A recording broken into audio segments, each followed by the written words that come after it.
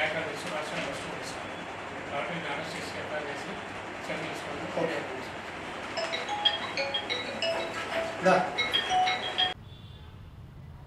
మా ఫ్రెండ్ పక్కనే ఉన్నాడు. క్యాలిక్యులేషన్ కొట్టు సమయం. అందరికీ నమస్కారం అండి. ఈ దినము సుమారు 12:30 ఆ టైంలో ఈ కడప టౌన్ ఐటీడీపీ ఇన్ఛార్జి శ్రీ బొమ్మిచెట్టి చంద్రశేఖర్ గారు పోలీస్ స్టేషన్కు రాబడి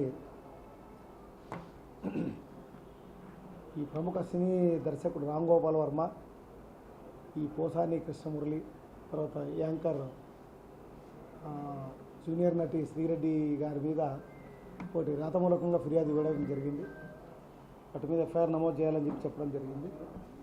దీంట్లో వీళ్ళు ఈ ఫిర్యాదులో ముఖ్యాంశం ఏంటంటే వీళ్ళు ఈ యొక్క మన డిప్యూటీ సీఎం గారు, మన సీఎం గారిని, తర్వాత ఈ యొక్క హోమ్ మినిస్టర్ గారి మీద అసభ్య పదజాలం వాడుతూ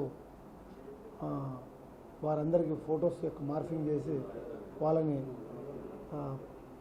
పరువు ప్రతిష్టలు భంగం కలిగే విధంగా ఆ పోస్టింగ్లు పెట్టారని చెప్పి సోషల్ మీడియాలో వాళ్ళు ఈ రకంగా వాడకూడని యొక్క పదజాలంతో వాళ్ళని కించపరిచారని చెప్పి మనకు ఫిర్యాదు ఇవ్వడం జరిగింది. దీనిపైన ఉన్నతాధికారులతో మరియు మా లీగల్ అడ్వైజర్స్ తోటి మాట్లాడి తదుపరి చర్య చేపడతాము. దీని మీద ఆఫీసర్స్కి ఇంటిమేట్ చేస్తాము, యాక్షన్ తీసుకుంటాం. ఈరోజు కడప 1 పోలీస్ స్టేషన్లో ప్రముఖ దర్శకులు రాంగోపాలవరం మీద, అలాగే మాటల రచయిత పోసాని కృష్ణమురళి మీద, అలాగే యాంకర్ శ్రీరెడ్డి మీద, శ్యామల గారి మీద కంప్లైంట్ ఇవ్వడం జరిగింది.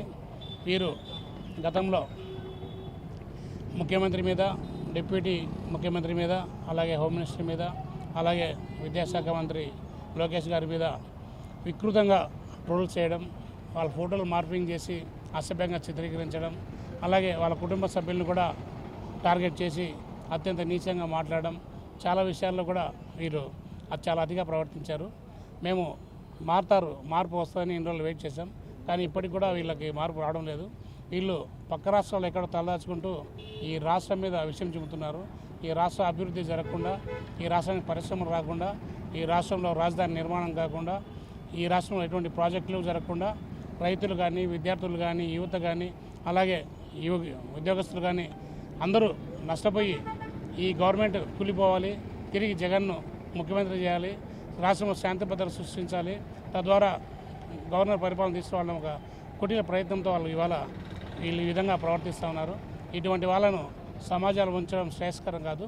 కావున హోమ్ మినిస్టర్ గారు మీరు దయవుంచి వీళ్ళ మీద పెట్టే కేసులకు ఎవరైతే ఎంక్వైరీకి అధికారులు వెళ్తున్నారో వారందరూ కూడా ప్రత్యేక అధికారాలు ఇచ్చి వీళ్ళందరినీ వెంటనే అరెస్ట్ చేసి కేసులు ఎఫ్ఐఆర్ చేసి జైలులో పెట్టవలసిందిగా కోరుతున్నాను.